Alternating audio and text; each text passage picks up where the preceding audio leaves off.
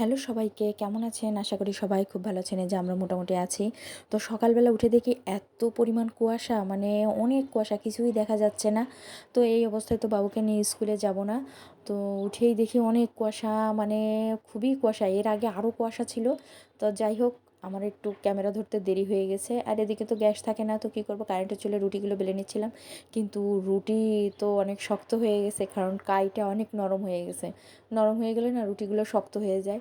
যাই হোক, কয়টা আমি আর বাবুর জন্য পরোটা বানিয়ে নিলাম, সেগুলো খেলাম। আর এগুলো সেকে আমি রেখে দিলাম। এত বিরক্ত লাগে কারেন্টের চুলায় করতে, গ্যাস থাকলে কত সুন্দর আরামে করা যায়। যাই হোক, এটা সন্ধ্যার সময় আমি আর বাবু একটু চা বানিয়ে নিচ্ছি, চা খেয়ে নেবো। এই যে সেই চা দেওয়ার সাথে সাথে মানে কেমন যেন হয়ে আবার অন্যরকম একটা কালার সৃষ্টি হয়, ভালোই লাগে দেখতে। কিন্তু খেতে তো সেই স্বাদ নেই, কি আর করা যাবে। যাই হোক, তারপরেও এটা খেতে হবে, শেষ করতে হবে, কিনে নিয়ে আসছি। তো আমি আর বাবুর জন্য চা নিয়ে যাচ্ছি। আর এবার দেখি যে বাবু লেখাপড়া করতেছে। তো বলতেছে যে মা আমি পড়াশুনো করছি, সে একাই টেবিল নিয়ে লেখা শুরু করে দিয়েছে।